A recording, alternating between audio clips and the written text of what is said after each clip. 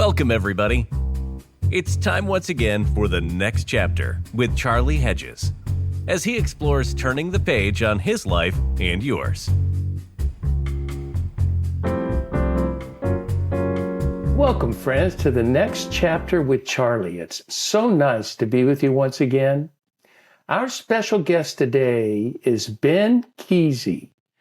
Ben is a social activist committed to serving people in communities of the disenfranchised, the poor, and the socially neglected populations, beginning in Africa and now right here at home.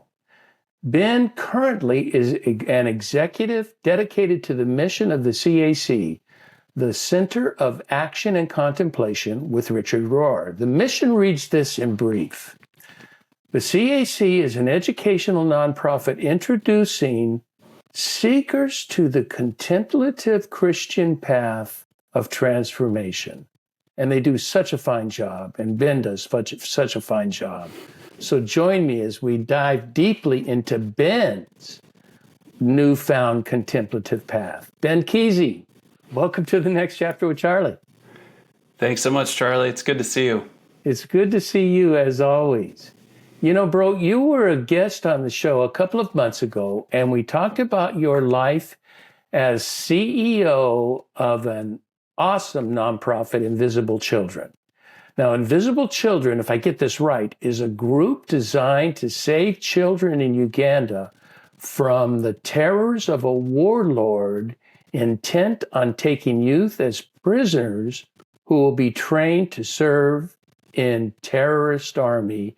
And some of the girls are taken into sex trade. It's all for money. So tell me, how long were you CEO of Invisible Children? I got involved in 2005. And 2005, the UN was calling that situation that you described the most neglected and forgotten humanitarian emergency in the world. Because this rebel group, led by the leader that you named, Joseph Kony, was forcefully and violently abducting children en masse at the scale of hundreds, if not thousands per year, which led to this massive community destabilization event where the children would leave their homes out of fear of abduction, sleep together in downtown city centers, and then other groups were forced into internally displaced camps, up to 1.8 million people. So it was this very hidden. I mean, the term invisible children was pulled from a UN report because even their best statistics, they say they don't know exactly how many children were abducted by this rebel group. So it was both niche, hidden, but then also huge in scale. So yeah, we started in 2005. I was a 23-year-old CEO. And then the organization changed substantially in the 20 years following. So I was there for 10 years, 2005 to 2015. And then it's continued to this day. It's changed substantially because the violence of the rebel group has gone down significantly, thanks to many of the interventions of Invisible Children and partners. And now they're doing more peace building, community support, and long-term development work in Congo and Central African Republic. My light just fell, but I caught it. Did you? Got it back. Good catch. Yeah.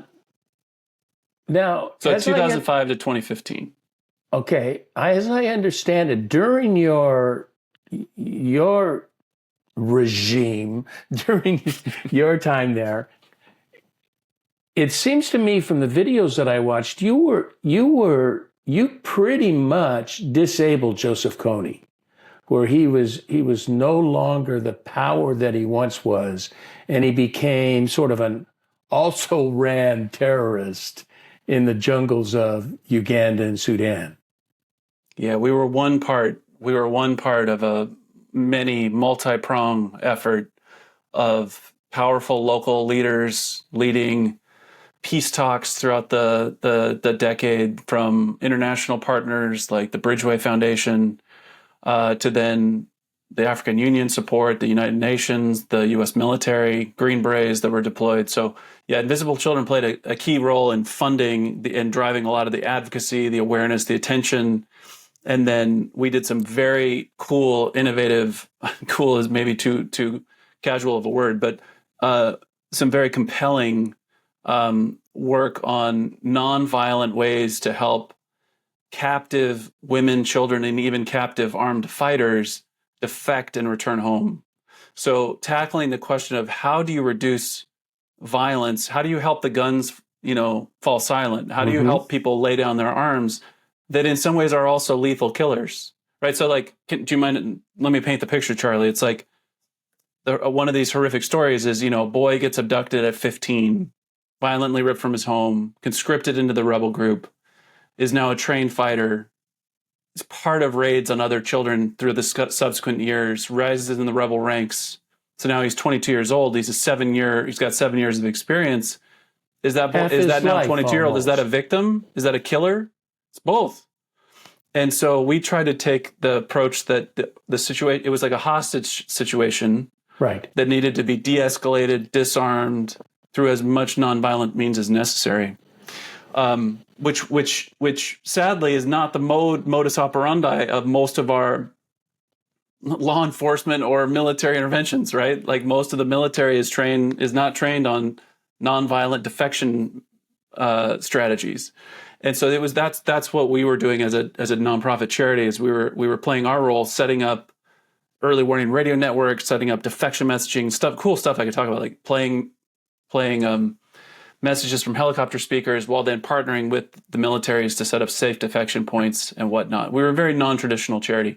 And I should say, forgive me, I should say right up front, I am now a volunteer supporter of Invisible Children. I'm a monthly donor, but I don't have any formal tie with the organization. So I'm here as an individual. I'm here as Ben Keesey, the human, not as an official spokesperson for Invisible Children, nor even as an official spokesperson for the Center for Action and Contemplation that I'm currently working with. Obviously, I'd love to talk about it in the context of my life, but really, I'm here in my personal capacity.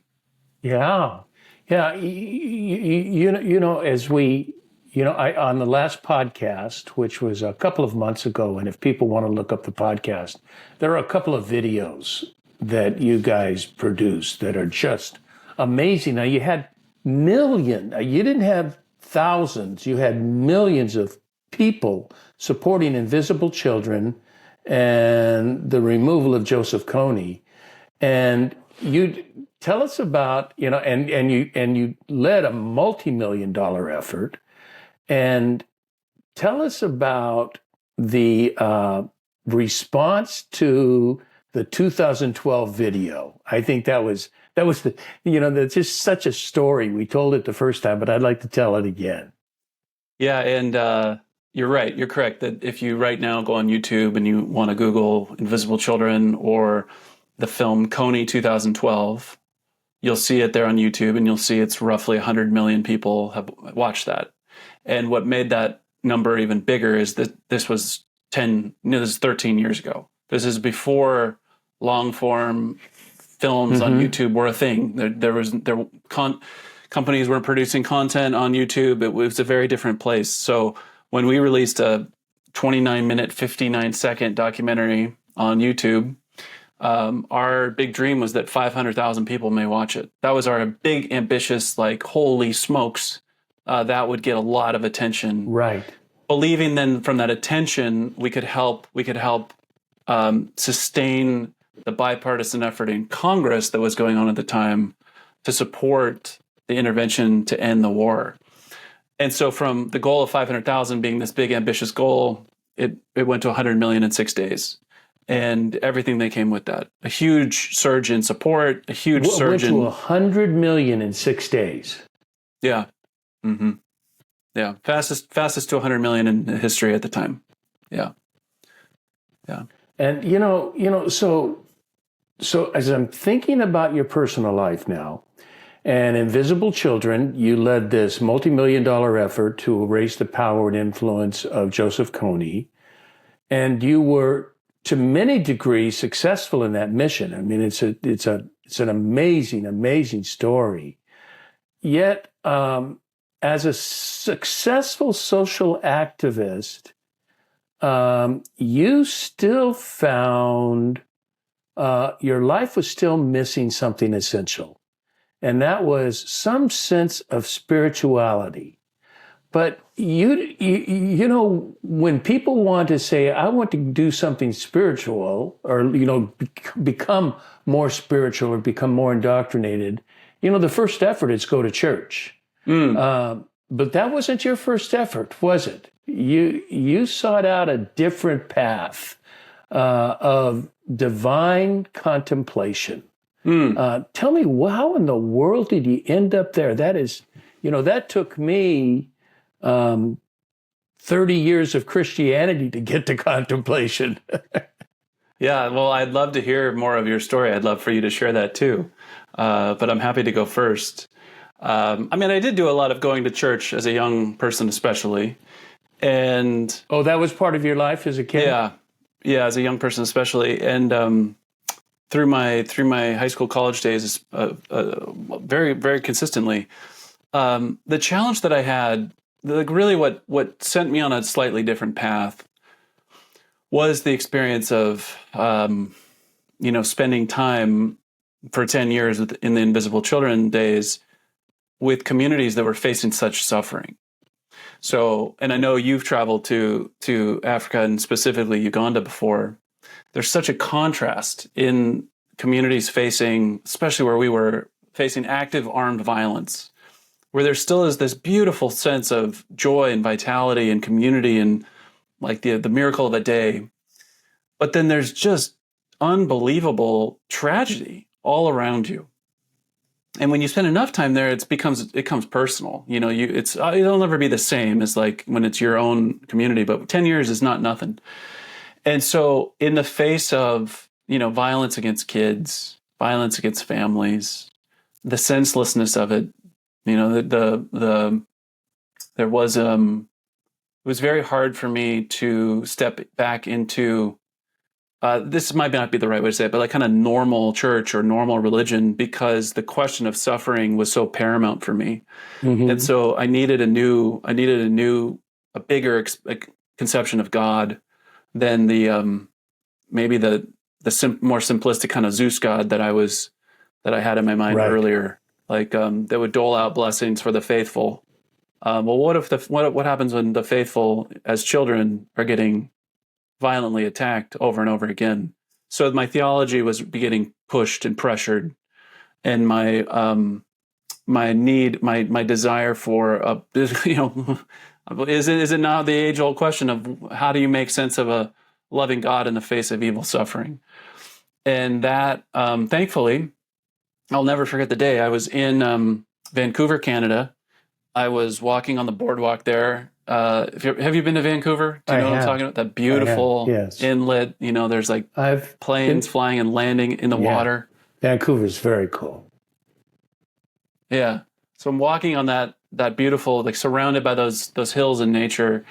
And my executive coach that I was working with at the time was probing around just some inner life questions for me of, because I was really wrestling at the time. Invisible Children was struggling. We were not hitting our budgets. We were having to let go of our team, cut back on our programs. It was very challenging. As a young leader, I was really wrestling because my identity, it was feeling like failure. My identity was getting caught up in like the organization is shrinking.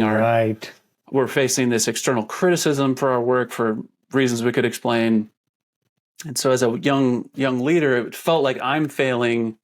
I am then a failure. Who am I? You know, if I'm a failure at 30, then my whole life is a failure. It felt catastrophically scary.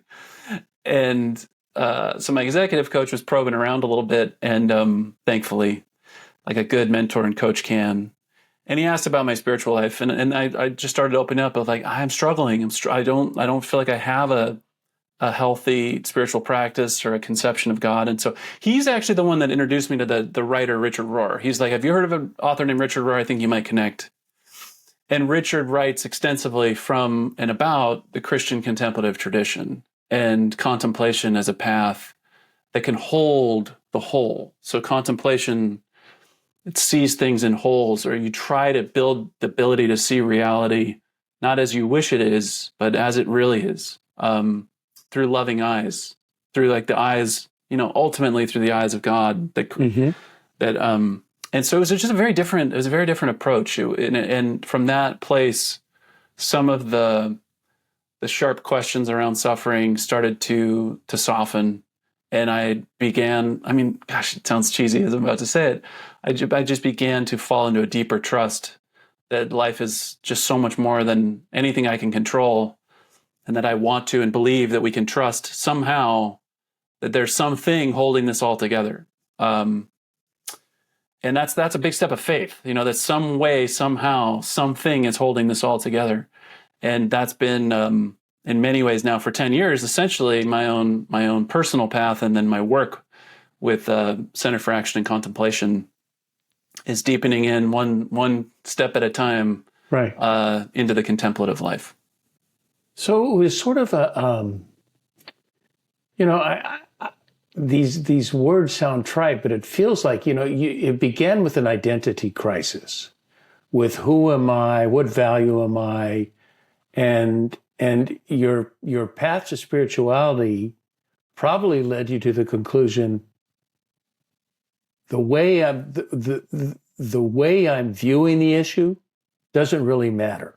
That's not, my value to a society, to culture is important, but my value begins with a relationship, and then it extends to a culture. But if you only have the culture, then you begin using a set of metrics that don't really serve you as a person, don't really serve your heart. I think the question of who am I think that's one of the most important questions there is. How do I define myself? How do I make sense of this? And if who am I is only what do I do? What does my business card say? What have I accomplished? What do other people think about me? Those are vulnerable identities. So those things can change, or people's view of you can really shift. My work ebbs and flows, and so in that chapter, when it felt like my work was failing, then I'm a failure, then I'm going down with the ship, because my identity was pretty shallow. It's pretty shallow. And yeah. So I think about another mentor of mine. I'm kind of in my final months leading Invisible Children. And again, it was just so exhausting. Picture traveling to and from Africa a lot. Picture just full, intense work days, because our U.S. operations would start, in Pacific time zone, we'd work a full day. Then our Africa team would wake up and start going, because we were about 11 hours apart. Right. And our teams in Africa were bigger than our teams in the U.S. So it felt like working around the clock, and often it sort of was. Our teams in harm's way were responding to active conflict, right? It's a very challenging operating environment. People's lives are actually on the line that are working in the conflict zone. So for me to get kind of balance in that was very difficult. But then a mentor, as I was exiting, he was mostly like, Ben, you need to just decompress. A, chill. Right. B, start asking the question, what was it in you that wanted to help support or help those children in Africa? And I was like, that is such a weird question. At first, I was like, what do you mean? What was it in me that wanted to help the kids in Africa? Isn't that obvious? He's like, sit with it. And so that's the path. It's like pulling the layers of the onion of, well, why do I want to, quote, help? What is my motivation? And then you can see there's some motivation to help that's deeply sincere. There's some belief that I need to, so that, because it's good behavior in the eyes of a potentially punitive God. There's some part of that that's because I want to be seen as success. And then that shows up and it's like, oh boy, that's a scary one. I want to be admired as effective. I'm an Enneagram 3, so forgive me if you don't know the Enneagram. It's a personality typing tool, but it says Enneagram 3s, one of our primary strategies to avoid feeling worthless, that's my own language, is to be seen as successful by what we accomplish. Right? So this is very, very common, especially in our culture. Right. But all that to say, Charlie, it's American. like, That totally. is very American. Very American. So it was pulling apart the threads of why am I trying to interrogating my own motivations, interrogating my own intentions, learning about myself, and trying to be okay with whatever I find, which is a bit scary, but that was a lot of the journey. What did you learn about your motivations? What were your motivations at that time? That you said, you know, what makes you the server, the giver? You know, what drives that aspect of you? Thank you for asking. Thank you for caring, because it's fun knowing you in context. This is how this conversation would go if we're sitting on a bench, in San Diego talking. So thank you for being a caring, thoughtful, curious person, Charlie. I really appreciate it. I found a lot, and I'm still finding it. But I think the shallow answer was because I want to help, and that was real. There was genuine, like when you come face to face with like immense human suffering. And I think I was wired at an early age. I think it was somebody says the best part of my evangelical Christian training, that your life is more about you. And there was some connection to the least of these brothers and sisters. You know, what you do for the least of these, you do for me. Right. So when I see when I see suffering kids, it's like my heart breaks. I want to get in there and help. That's one level, and that's definitely real. There's another level, I think, that's an unconscious desire to fix and control. Like it's fun to be the good guy, right? Forgive the gendered language, but like it's nice. It's the ego. It's nice to be seen as helpful and effective. You know, so that's the Enneagram, the achievement orientation. It's like especially once I'm working on this problem, I want to be good at it. So there's that. Then ultimately there was the fear of failure. They're like, well, what if we don't succeed? And by succeed, meaning dismantling the LRA, helping 1 million people return home. It's a massive project.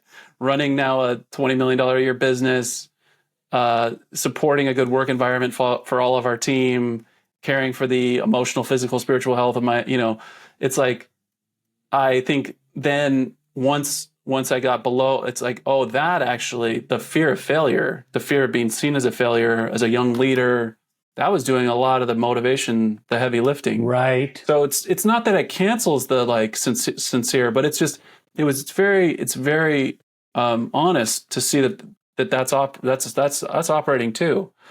And the fear of failure then, I think, was the source of a lot of the anxiety and stress. Like, I think when I look at my leadership, like what was causing my own personal stress and anxiety, it was more that level, the fear of my ego identity, my fear of failure. Right. That was causing undue stress. Because the other one, like just the fact that we're responding to something in which people's lives are on the line, like there's enough stress there. That, like, I wish I could be operating more at that level and not wrapping up. And on top of that, what does it say about me?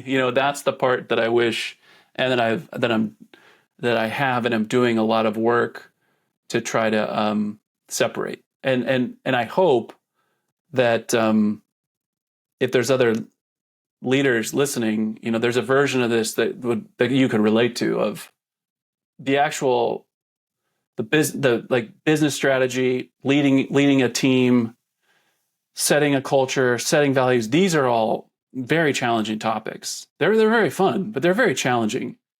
And if the more that you can remove then some of the unhelpful extra anxiety of fear of what if it goes wrong, what does that say about me, the more you'll be able to show up with positive energy towards the things that will actually accomplish your goals. So yeah, interrogating fear is almost always an effective method to tease out your motivations. Like, where is it really coming from? Well, that's a difference between the contemplative approach and the typical American approach. Or not the typical American, but our typical ego approach. That's a better way to put it. Our ego approach, we view fear as the enemy. And therefore, control becomes, our powerful resource for sort of of sort of understanding and dealing with this fear. And the contemplative approach, it seems to me, now tell me if this is for you, but it seems to me, rather than looking at it as an enemy and looking at it as from the outside, is to look at it from the inside and embrace your fear. Embrace that fear and say, what is that telling me about me? And this is not about other people. This is not so much external. This is all internal. And so my control is just sort of masking my fear for the moment. It's masking my fear for the moment. And that just doesn't work. We have to deal with, I really, I don't want to say I like fear, but what fear does for me is very powerful. It's very powerful because it... yeah, say more. That's interesting. Well, it's a mechanism that tells me important information of misguidance. That I'm going by a star that is not my North Star. It is my distraction star. And I keep going after these things that are going to mitigate fear rather than saying, if I'm afraid, what causes me to be afraid? Not the situation, but what's going on in me internally. What has happened to me and from childhood. And, I'm going to say I'm fortunate that I had a very troubled childhood. One of rejection and abandonment we've talked about. I say I'm fortunate because I can go back and I can look at things that occurred to me in my early life and see how they impacted all my fears. I'm horribly fearful of rejection, even today. But I know that's part of life. I know that's part of not everybody's going to like what I say and what I do. And that's okay. But that requires me to find something to tether myself to that is truth. That is I know that fear is not truth. Truly, at the end, it's fabricated. Fear is a fabricated sort of attitude that once I understand what generates that fear, I begin to understand, not control it, but work with it, not even cope with it. See, how many years I coped with it, Ben? I coped with it. I learned to manage my fear of rejection and abandonment.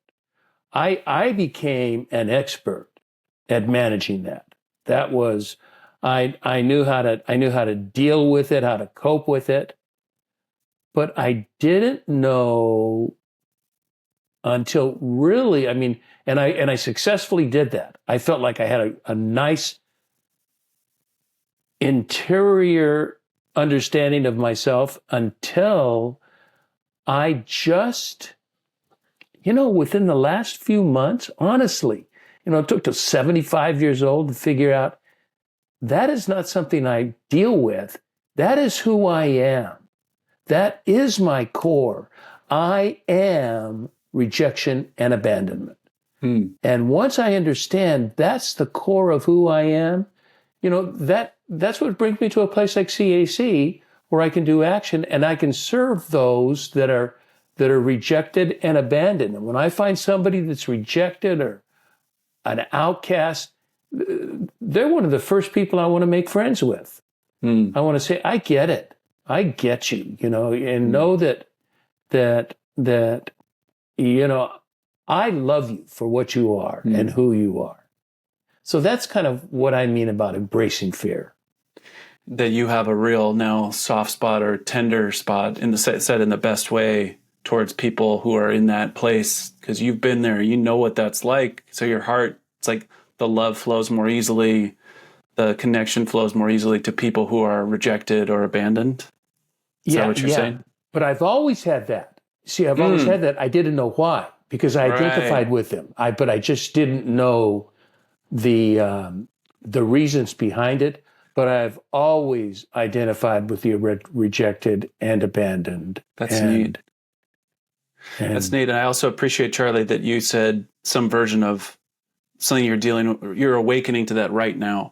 I find in a lot of podcast conversations or just like public conversations, most people are quite comfortable talking about vulnerability that was in the past.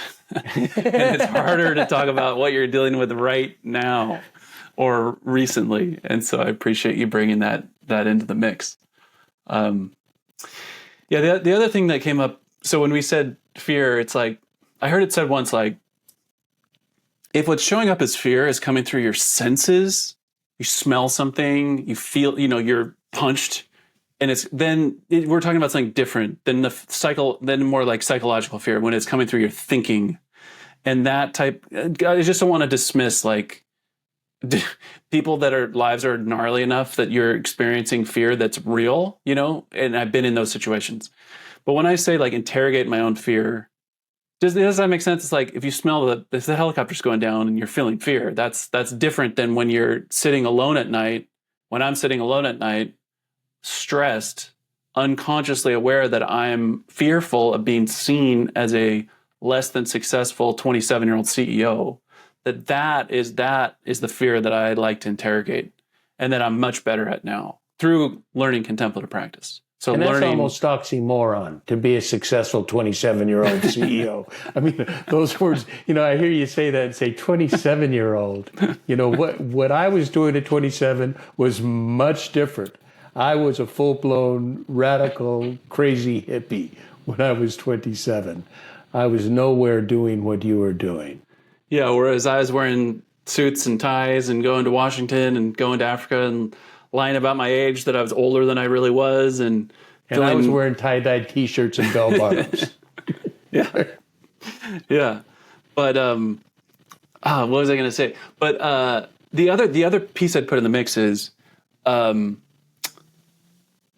Richard Rohr, he has said at times that one of the ego's primary moves is to find ways to feel separate and superior. And so that's been very helpful for me. Is he says that's a good one, separate and superior. And that in some ways that's like the role of your ego, which isn't all bad. Drive, motivation, put your skills and your strength into the world. The other one-liner he has is that the ego's primary move is to blame or to fix. So those four things, separate, superior, blame, fix, those are now like very like warning signs that when I'm interrogating my life through contemplative practice, which is often like sitting in silence, going on an intentional walk, breathing, slowing down the racing mind, just the reactionary experience, trying to tune in with what's really going on. If I touch in on those things, separate, superior, blame, fix, then I'm like, okay, slow down. And again, it's not reject, push that away, then boom, deny, but it's notice, okay, I think what's coming online there is less than my highest self. That's my younger self, that's my scared self, that's the lower, the simple Ben Keesey self that wants to be better than you. I'm like, that, okay, that's there, but is that the deepest version of who I am? Sorry, I just pulled lint right out of my pocket. That was so funny. So I don't know if that's helpful, but I pushed my, yeah. But I just really have appreciated the simplicity of, if you notice the impulse to being separate or superior, or the impulse to immediately blame, immediately fix, then slow down, interrogate, interrogate in a kind way, like sit in contemplation about what's really going on there. I think our listeners can really identify with this separate and superior, blame and fix. That's a go-to. But you know what those four, would they be verbs, nouns, whatever, what those four words, you know what else they define? And I'm really sad to say this, but you know what they define? The contemporary church. That is to be separate and superior. And it's guised in the terms of holiness. To be holy, I remember in my seminary, I went to the seminary with a conservative name, Western Conservative Baptist, you don't have to say Conservative Baptist. But I went there and I loved it. It was a magnificent education. It was, oh my goodness, I wasn't in the Christian community until I was 30 years old, so I came without baggage, and there were lots of things I was learning that was really good. But we studied from the Hebrew kadosh. We studied holiness, and holiness, if you take it literally, a word, a literal word connotation, it means to be separate. It means to separate yourself from the world and separate yourself from the mundane, and move yourself only to the divine. And I just take an opposite viewpoint now. I take an opposite viewpoint.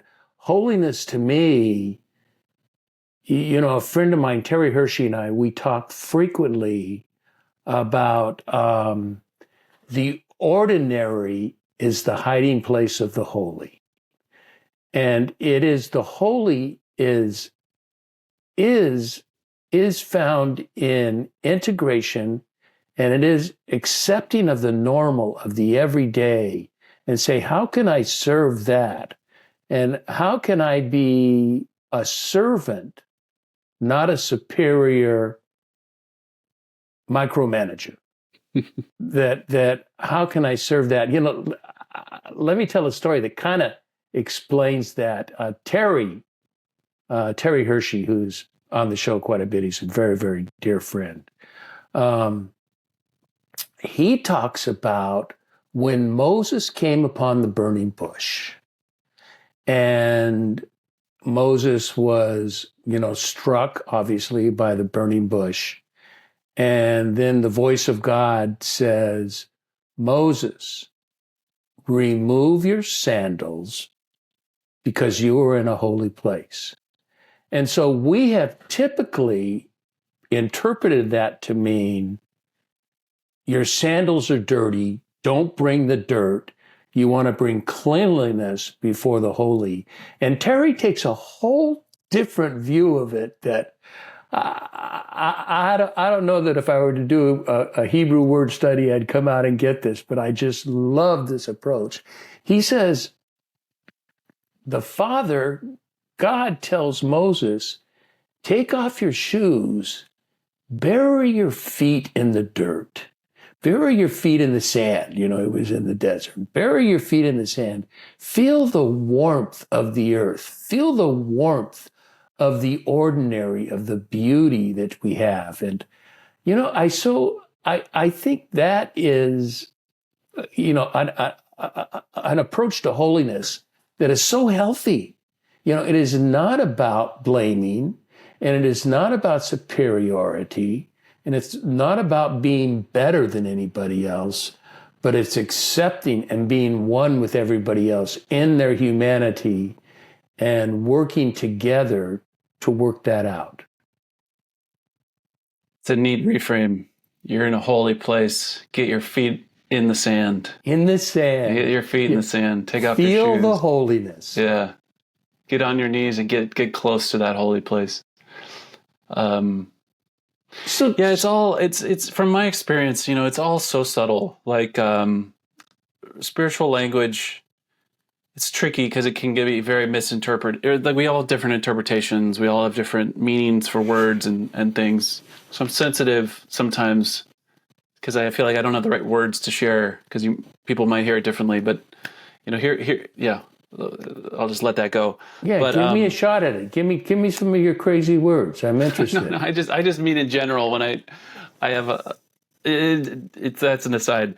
But what I was going to say is, if we take seriously that we as human beings are intimately just a part of life on this planet, that this planet that has an amazing diversity of life, we're part of that, then it's easier for me. So this is where I go when I'm feeling my ego is firing off and I want to be separate and superior Ben Keesey and show that I'm better, more, smarter, more accomplished or wiser than someone. I feel those impulses, but then I try to settle and I'm like, okay, the tree outside my window, it would be so funny. Like it'd be comically funny if you got to listen into that tree's inner thoughts and it was like really competing against the other trees in the neighborhood. It was like, its inner thought was like, dude, my branches on this side are looking great today. And look at that embarrassing tree. I'm twice as tall as it. That tree, it would be so funny to hear. And I would feel kind of sad for that tree. If it was spent most of its time comparing and contrasting itself to others and trying to be better. It's just doing its thing. It's being a tree. And it's being the sized tree that it was born to be, and it's doing its best to survive. Trees and things in nature. They depend on one another. They serve one another. They feed one another. They protect one another through the root systems and the leaves on the tree protecting other trees. It's just, trees are a community. There's not really an individual tree. Yeah. They're giving, they're sharing, they're defending themselves. They're being their full self. And so that's now my image that I try to be as a human, is like, just be a human as well as I can in the way that I can with the strengths and gifts that I have, and dial down those impulses towards being a bigger tree. But, and that's been a really practical, like, because I'm connecting this all to like this impulse to separate and superior. I imagine a lot of people have it. I definitely have it. And I'm trying to dial that down because I don't believe it's true. I really don't believe it's true. I believe at my best, I'm playing the note that God has put on my life. And, like I didn't pick my parents. I didn't pick my genes. I didn't, there's so much that I'm on for the ride. I didn't dictate my whole life. So how do I just be the best version of myself, right? How do I be the best tree that I can be? And that helps dial down some of the superiority and some of the fear, because then it's just live your life. Yeah, if you lose the superiority, what are you afraid of? Yeah. If you don't, if superiority is not important to you, if recognition is not important to you, apart from death, what do you fear? There's really not much to fear. To me, that's freedom. On the other side of fear is a lot of freedom. And I'm reluctant to say, because it sounds prideful, I'm afraid, but it's not. The truth is, with only a little more humility, I would be perfect.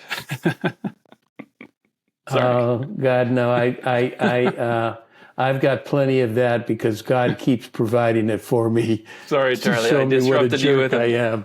No, I disrupted you with a very bad joke. Yeah, keep going. But you know what has brought me to that point? What Richard calls the second half, and now with me, that he's talking about now and writing about, is the third half, the final half. When I find arriving at that place requires an almost total loss of the ego. So I'm not going to say my ego doesn't drive me. My ego drives me for sure. I have to deal with that all the time. But I don't have to be in control. I don't have to be the best. I don't live in comparison. That I don't compare myself. I don't compare myself to say, oh, I'll never be Ben Keesey, because it doesn't even occur to me. I don't want to be anybody else. I want to be friends, and I want to learn from you and share with you and do the work of life together. And there is something, if you're able to do old age well. If not all old people do old age well. They get stuck in their ways and they're just the same. But if you can experience what Richard talks about in the next half of life, the non-ego driven half of life, it is wonderful, man. It's really such a calm and delightful place. What I hear is, that leads to then authentic acts of love, kindness, connection, relationship, freedom. And I think that's what most of us want, ultimately, to be around, to be part of. That's really neat, Charlie. You're referencing Richard's book, Falling Upward, which is one of his most well-known books. Yeah. That goes through the first half of life and second half of life. Right. And so much of the work of the second half of life is transitioning from building to giving, serving. It's not just about you. And then the third half of life is a different project as Richard is approaching his own transition or passing. The ultimate trust that even at the point of death, we can still trust that is not something to fear. That's the big one. Last week I was with my spiritual director at the Abbey, and I'm fortunate that the abbot is my spiritual director, and he's just brilliant. My Catholic friends always laugh and tell me I'm more Catholic than they are, but I'm not. I just believe in Catholic. I believe in Catholic spirituality. The depths of spirituality in the Catholics are so rich, so much more than, there's lots of Protestants now, but as a tradition, the Catholics own that area. And so I was leading to something. Now I forgot what I was leading to. Oh, you know what I'd like to ask you? We came to talk about contemplation. How does contemplation serve you in becoming the kind of person that the heart of Ben Keesey wants you to be? Wow.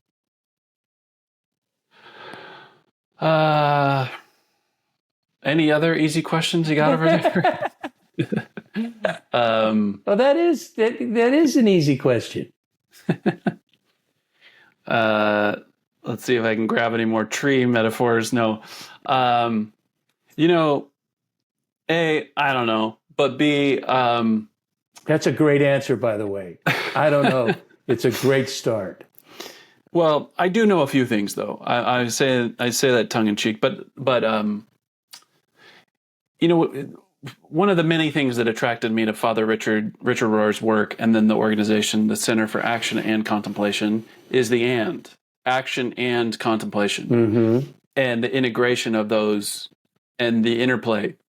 And action is first in the name too, not contemplation. And action is first in the name, and it's not an easy integration. There's no easy answers of what does a life that is navigating the dance between action, which in my language, in my experience from my own life, is the building, changing, shaping, move towards more justice, more love, action, activism. Like my heart still breaks. There is still so much suffering on this planet, especially around violence against kids. Like it is what's happening right now in Congo, what's happening in Sudan, what's happening in Gaza, what's happening in parts of the United States, what's happening in Ukraine. The violence against children is alive and well. That's not the right way to say it, but you know what I mean. And so for me, action is like work on active problems and active issues of suffering. Contemplation is is the complementary somehow reminding myself it's not about me. I'm not in charge of fixing or saving the world. It's letting go as it is, trusting that something, call it God, call it organizing intelligence, Some something source. has this, yeah, and that I can relax and rest in that. And how those go together is, I mean, there's no easy answer. Richard has written multiple books on it, and it's still just it's grasping at it. And I think it's in my own life, it's a day-to-day assessing, and it's a day-to-day, but and it's a year by year, and it's a phase of life. And but your question of how does the contemplation part of that, I think for me, it's the counterbalance to my impulse to get in there, work 100% of the time, attached to the outcomes of my work, say this problem needs to change. Let's spin up the campaign. Let's go after it. There's a role for that energy, but the complementary, the trust, the sustaining energy that even if I work towards something, my ego isn't attached to the outcome as much. My energy is more. I'm more attuned to who I want to be in the means of doing the work. It pulls me out of just a drive to get things done. Here's a very simple way to say it after all that rambling. In the balance of being a human, it's a balance between being a human doing and a human being. And I have found the being, just reminding myself, I'm a tree. Like, I'm a tree. Be a good tree, Ben. Helps be just a really nice complementary balance to the doing, action, getting it done. For me, I have a little bit different approach. Yeah, please. I mean, I endorse everything you said. I believe it. I think that's just bang on. However, those to me feel like results or consequences of something else that I do in contemplation that is so grounding, and that's what I got. I did this deep dive into the late medieval Christian mystics, and when I say deep dive, man, I mean deep dive. Thousands of word journals and reading several books on the mystics from 1200 to almost 1500. And there is one common theme that just runs throughout, and that is the function of contemplative practices is union with the divine. Teresa nails that in the mansions, and that it is moving everything else aside, all my actions, all me, and it's only about the divine, however I define that. Now, I use scripture as a text that takes me there, and Richard is, I don't know that a lot of people, I don't hear them talk about what a biblicist Richard is. I mean, Richard is a profound biblicist. He knows the Bible as well as anybody that I hear. There's no Protestant that can say, I know the Bible more than Richard Rohr. You can't. And he uses that all the time, but he uses it in such a familiar way. It's part of who we are. It's not this word coming down upon us. It's a word integrating and working within us. And so when I do my contemplating, I do nothing else but, I know this sounds wowie wooey, but I seek to become one with God, to just ponder only on the nature, beauty, love, and divinity. And when those things become part of me, when the nature of God becomes part of me, I'm huge in Bonaventure, and Bonaventure says, before God is anything, God is good. And good is not good until it is given. If goodness is not given, it's not good. Well, that goes I frame it this way, that goodness is the noun and love is the verb. Love is the expression of God's goodness. Love is the expression of this kind of goodness. It's not, it's just, and when I live in those phases, that changes all of me, Ben. That part of Godness changes all of me. You're taking it to a deeper level, that that conscious union with with the divine, with God, or it leads me to think about like ultimate rest, because in that place I don't need to do anything or be anything. God's love is infinite to exactly who you are in this exact moment. Beautifully put. And that's different. That is, and it's available to everyone all the time. Yeah. No exceptions. Yeah, and that's what my prayer life, when I go into my prayer room, that's what it's about. I'm a terrible petitionary prayer. And my spiritual director is working with me on this and saying, it would be helpful if I prayed expecting responses, expecting God to answer. Don't just say, oh, mysteriously is God going to do this? And, you get that human thing to say, oh man, God doesn't care that much about my everyday activities. And yet, when I start looking for answer to prayer, they almost never come as I expected. It's always something unsuspected, unexpected. That God is filled with surprise in bringing the ordinary to me. My son, for example, in baseball, I always pray, I pray regularly for my son, and he's in a very competitive sport, you're very evaluated and processed. You're in the public eye and people are looking at you. And, and so I'm praying that he will be successful there.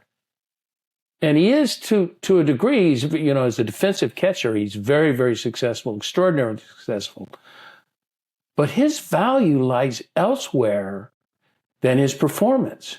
His value lies into the love and friendship he brings to a team, the camaraderie of what he brings to a team. And now, he'll be 33 this August, and he wants to play baseball as long as he can, but he's going to end up being a manager. That's where they see him. And that's God's answer to my prayer. That was never part of my prayer. I wanted Austin to be an all-star, and God said he is, but it's not on the all-star team. And that's answer to prayer. That and if I'm not careful, I can completely miss it. I can completely miss it because it didn't come in the way I hoped. Things rarely do, right? If you look at your life or my life, things rarely come in the way that you hope. And yet, gratitude is everywhere for how it is. Talking about Austin and playing baseball, I heard someone say recently, I was like, that's such a good way to say it, that there's so many parts of our culture that truly are win-lose. And sports is that. Right. Like, this team wins, this team loses. So for me to win, you have to lose. Right. And to some degree that exists in business. When companies are in competition. It's true, yeah. We're going up, you're going down. To some degree that exists in education, especially more and more. Like, I get the good grades, I get into the good school, you don't. Win, lose. For me to win, you have to lose. And they made the case that a great counterbalance to that is that our religions and our spirituality need to be win-win, because and they can be, that for me to quote win, you don't have to lose. In fact, for me to win is for you to win too, for us to win together. And I really like that. And the way that then, how I see that is like, how many of the positive virtues seem to multiply. When you show up with vulnerability, it's easier for me to be vulnerable. When you show up with kindness, it's easier for me to be kind. When you show up in a loving way and in a generous way, generosity begets generosity. Like there's a positive win-win snowball that that I hope to turn, keep turning in my own life. And it's just noticing how much of our culture it's kind of set up in the other direction. It's the American dream. The American dream is filled with accomplishment and being something, and being the best. I want to be the best. And what I'm offering, what I liked about this is like, okay, if there's a role for that, the role is like sports. It's amazing. Competition in sports, it's awesome. I love it. But let's hold the domain of individual dignity, self-worth, inherent worth in the domain of religion, which is we are connected, we are one. This is not win-lose. This is not me versus you. This is us together. And that's an important part of a society, of a culture, of a community, is a spirituality and ethic of inherent connectedness and oneness. Win-win, not win-lose. It's common vernacular for us to talk win-lose, win-win. I like that. I agree. But I'm at a point in life where I don't even want to win-win. I just want us both to thrive. And if we're both thriving... You don't want me to win, Charlie? Come on. I want you to do more than win. I see. I want you to thrive. I want you to be fully alive. I want you to be fully engaged in serving the community of God and serving people, thriving at that. And that it's not competitive. There is no winning or losing in that. There is only doing it. Your word that I like, it's only being that. It's being those characteristics. Ben, we've been a while. We solved it. This is chatting with you. So listeners know what we just had here. This is our normal conversation. It's pretty neat. Yeah, it's pretty neat. You are a treasure in my life, my friend. You as well, Charlie. It's been a joy to get to know you in the context of the CAC community, and now as a friend. And it's fun to see you navigating this chapter. And I think with courage and honesty and vulnerability and authenticity, you're navigating this in public and in private. And I honor the journey, my friend. How kind of you to say. That means a lot to me. And and also I just want to thank you for coming on the show and spending an hour with me and being vulnerable and divulging your life and how stories of your life is going to serve a lot of people. It's going to serve a lot of people.